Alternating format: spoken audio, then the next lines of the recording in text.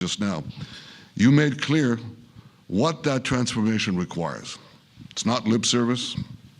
It's not checking a box. It's a fundamental, genuine, and enduring transformation.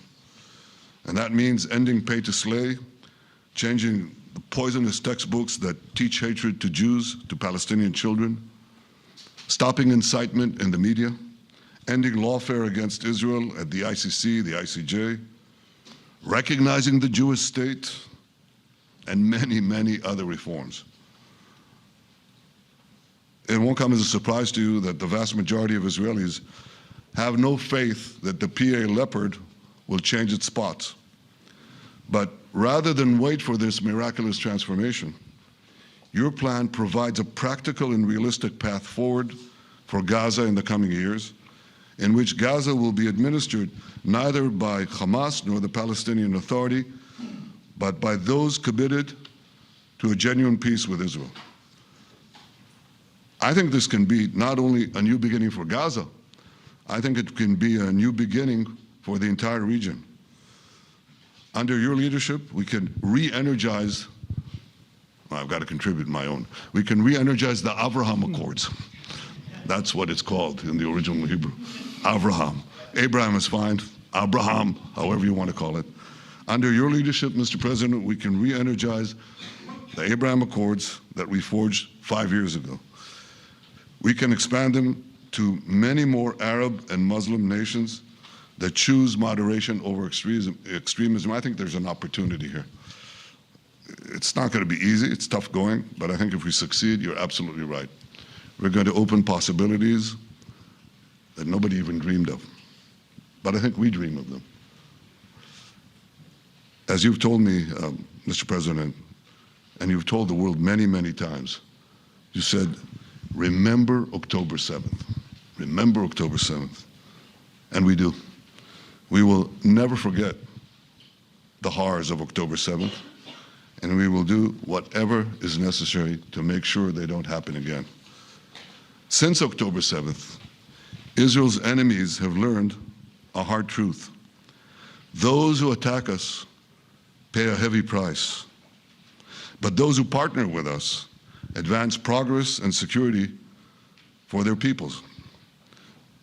President Trump just said it, it's also in the Bible. It says, those who will bless you will be blessed, and those who will curse you will be cursed. And that's actually what is happening. We want the blessings. I think we've done a lot in the past 2 years to end the curse. We're not finished, but we've done a lot. And we've done a lot together to end the curse. I want to thank your entire team for their efforts to get to this point. I especially want to thank Steve Witkoff and Jared Kushner for their indefatigable work to bring Israel and Arab states in the region closer together. I am deeply grateful to both of them for their work. We had a phone call today just to make it clear. I said to the Prime Minister of Qatar, Israel was targeting terrorists, wasn't targeting Qatar. And of course, we regretted the loss of the Qatari citizen, wasn't our target. And I very much appreciate President Trump's proposal to have a trilateral body, the United States, Israel, and Qatar, to work out respective grievances. There are quite a few. But if we could try to mitigate them or put it on a different footing, I think that'll be good for everyone. Above all the people, the fine team, and many helpers who've done this, I want to thank you, Mr. President. History has already shown that under your leadership, Israel and America can change the face of the Middle East. And today I'm hopeful that your plan to end the war in Gaza will do so again and do so soon.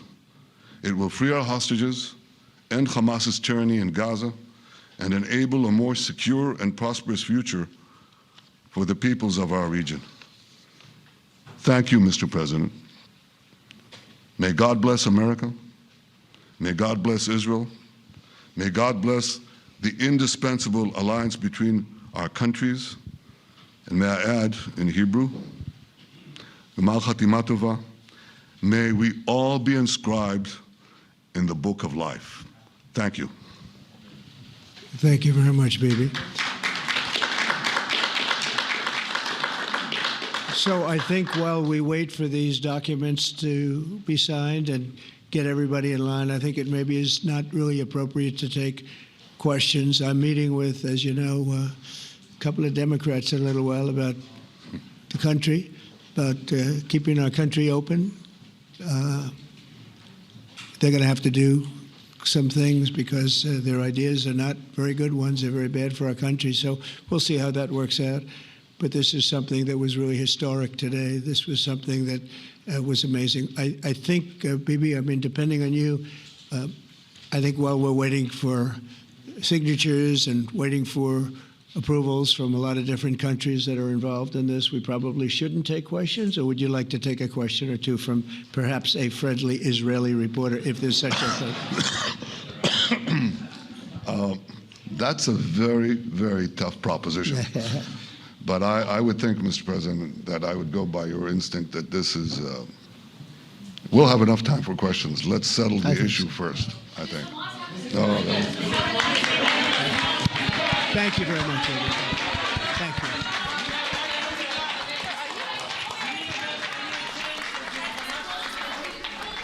President Trump and Israeli Prime Minister Benjamin Netanyahu agreeing to a framework. So President Trump bringing Netanyahu along on this, a framework towards a peace deal in Gaza. Of course, Hamas will get a vote in this, but there is a lot of external pressure.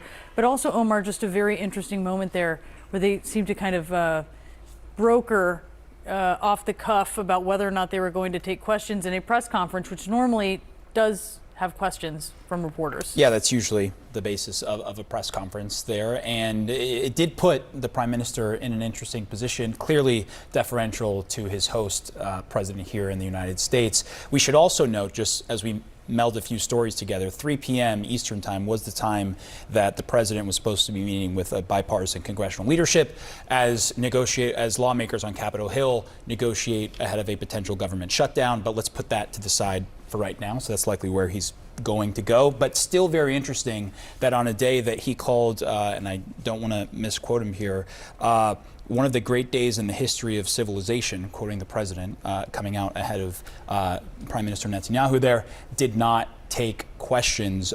We want to go to the room right now because one of those people that would have asked a question, I'm very sure, is our chief White House correspondent, Caitlin Collins, who is standing there in the room for us. You've been at a lot of these, and we do typically see questions. Do we know why that didn't happen, and what did you want to know from the president at this point? Yeah, this is the second time in memory that President Trump has been in the room with a world leader with a setup like this one and not taken questions. The other one was with Vladimir Putin in Anchorage, Alaska. Obviously, that was a deal that wasn't fully finalized either. And now in this room, the president said he was waiting for those signatures to be signed to this agreement, or for even Hamas to accept it, which we have not heard of yet, before they would take questions on this deal. He actually turned to the Israeli Prime Minister and asked him if he would like to take questions.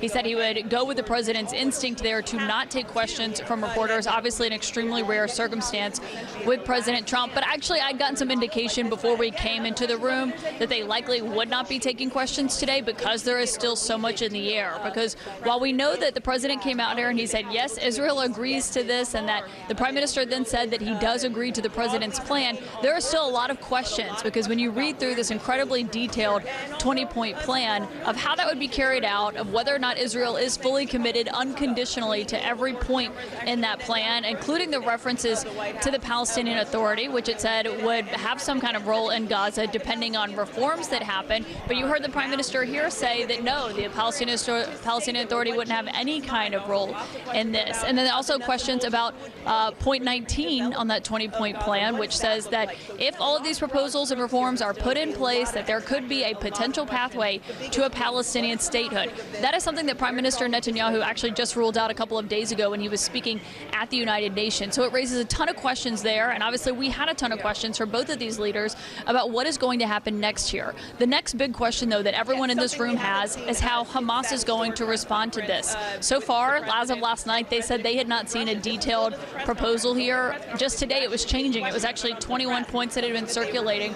It was 20 points that was ultimately released by the White House here. And so it raises a lot of questions of exactly what that looks like, what is going to happen next year, and whether or not the future of Gaza changes in the immediate future. Because what it says is that if Hamas does agree in the next 72 hours, they'd release those 20 living hostages and the 28 hostages whose bodies we know are being held in Gaza. Obviously, that's a lot of action to happen in 3 days, and so that remains to be seen if that is actually going to be something. And then the timeline for the rest of this is still a huge question. I do want to note one thing, Omar, because while we're standing here, the last time we saw these two leaders in a room together holding a press conference was at the White House back in February. That was when President Trump had this idea of the United States taking over Gaza and relocating people from Gaza because he said they just couldn't live there given the level of destruction that is present in Gaza. This plan is basically the opposite of that. It says not only can they stay, that no one will be forced to leave, that they will be guaranteed return should they choose to leave. It also says they are going to actively encourage them to stay in Gaza while they rebuild it. So that obviously is a huge change as well. But yes, it was a striking moment to see President Trump come out here with another world leader and not take questions at such a sensitive moment. But it does speak to the fact that they are hoping to get this over the line, and they don't want any of their comments clearly to derail this potentially as they wait to see what Hamas says in response to this. Yeah, I mean, it speaks, Caitlin, to the fragility of this moment, right? Even as it is extraordinary to see these two leaders together. Yeah, and one thing I'll note, I did try to stand up and ask a question there at the end as the president was saying, you know, he wasn't going to take any, is whether or not Hamas has this deal in its hands or whether or not they're just seeing it posted online by the White House, all 20 points. Obviously, a lot of them that Hamas doesn't want to agree to, but the question is whether or not they will. That does speak to the nature of whether or not all of this is where it is. I've been talking to a lot of White House officials over the weekend. They were hopeful that they are closer than they've ever been, and they've certainly felt close before for things to only fall apart. And so that is really the next question here in terms of, does this actually get over the line? We're not there yet. We just simply aren't. And so if we get there, certainly it could happen if Hamas says yes, but that is no indication that they have said yes yet, or whether or not they even actually have this plan from the White House yet. Caitlin Collins, stay close. Appreciate the reporting live in the room as this press conference or as these comments from the heads of state wrapped up. I want to bring in Jeremy Diamond as well, because Jeremy, in recent days, you spoke with Hamas leadership, and some of what we have seen come out of this plan, this 20-point plan, seems to go in direct conflict with what Hamas seems to want. At this point, I mean, you just look at one saying that Gaza will be governed under the temporary transitional governance of a technocratic, apolitical Palestinian committee. It also mentions that some of these frameworks will happen in the meantime, that the Palestinian Authority can then come in at a point later on down the line.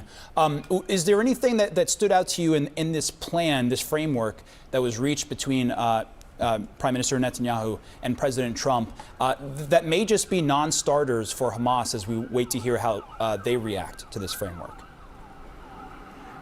Yeah, well, there's no question already that Hamas will not like the fact that this plan calls for it to be completely demilitarized without any guarantees about the establishment of a Palestinian state. When I interviewed senior Hamas official Ghazi Hamad last week, he made clear that the only scenario in which Hamas envisioned giving up its weapons would be in the context of establishing a Palestinian state. But I do have to say, in going through the 20-point plan here, this is an absolutely extraordinary plan that we are seeing here for several reasons, one of which is that this is a take it or leave it offer to Hamas, but it is also a plan in which Israel and the United States can very much move forward even if Hamas disagrees. In fact, this plan lays out two potential pathways, and in both of these pathways, Israel would basically agree to gradually hand over territory that it has conquered to an international security force. This is the first time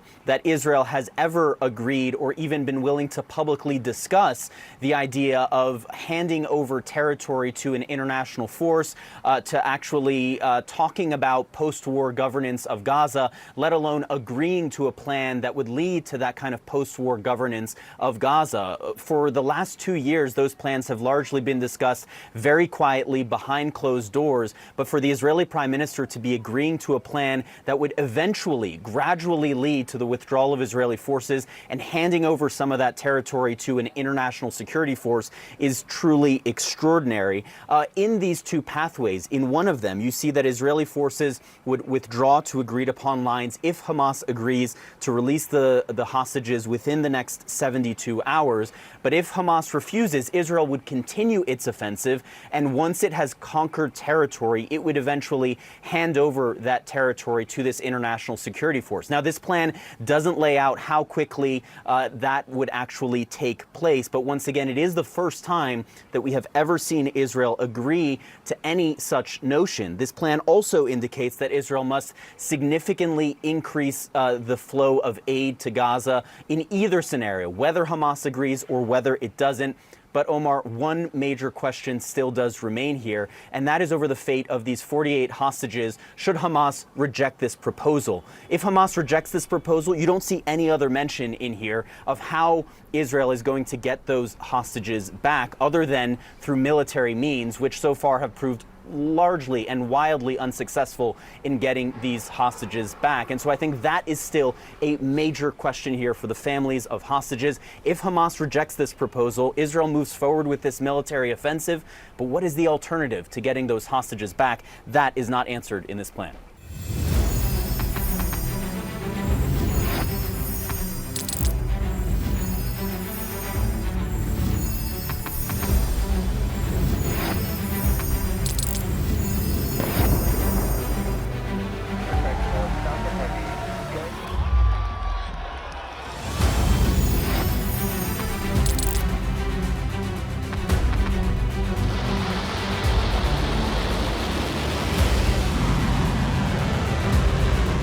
Been fighting so long and so hard that they don't know what the they're doing.